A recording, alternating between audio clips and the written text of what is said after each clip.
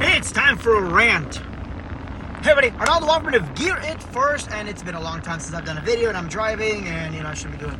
Okay, I'm not technically looking at the camera, I'm looking out of the road, but whatever. That's not your problem. I'm fine. Okay, so look, let's talk about playlists for a second, because I've been reading the most cringiest comments out there. And nothing about knocking other DJs, but sometimes these are the same DJs say, well, I just can't get this and this in my area. Bro, it's because you need to catch up with the times. Now, there's nothing wrong with throwbacks. I love doing throwbacks and all that. But I'm going to give you an example. I just saw a post where somebody talked about dance floor openers for a typical wedding. Brown Eyed Girl came out at least 4 or 5 times in that conversation. And then someone's like, if it's a younger crowd, Black Eyed Peas, I Got a Feeling. All right. Let's talk about Black Eyed Peas, I Got a Feeling. That's the song that gets like the 40, 50-year-old moms out on the floor at this point. Look when that song came out. For comparison's sake, Brown Eyed Girl came out in 67, which means that it's a 55-year-old song. Now, nothing wrong with an oldie but a goodie.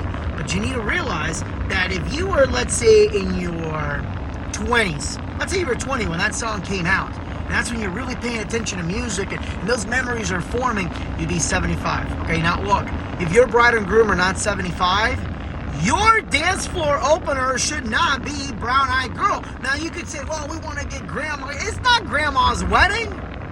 Grandma will probably dance for about 2 or 3 songs and then sit back down. And I'm not trying to say to alienate anybody, but really, that's going to be your dance floor opener. Here's why I facepalm at this. That's your first impression, okay? As an MC, your introduction, we'll use weddings as an example, right? Your introduction, that's how people gauge you as an MC. That's your first impression. All right, no. As a DJ, it's going to be the first jam that you play. And it's going to be Brown Eyed Girl, huh?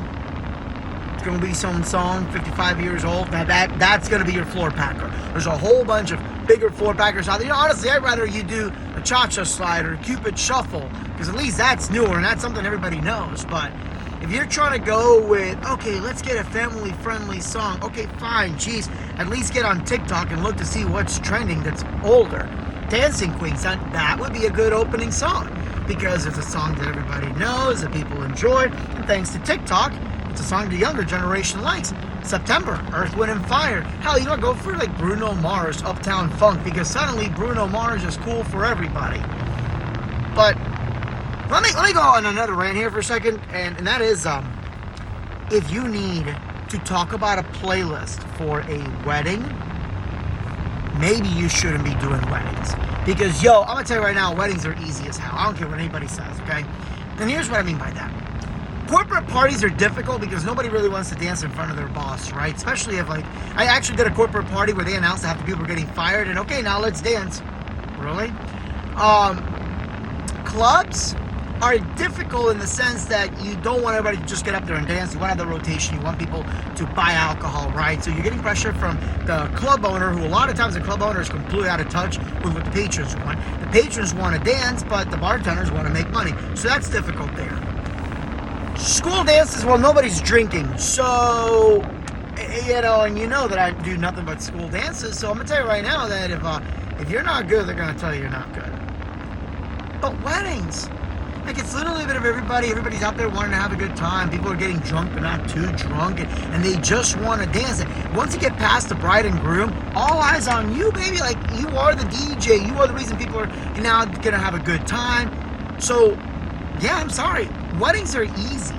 I mean, legit.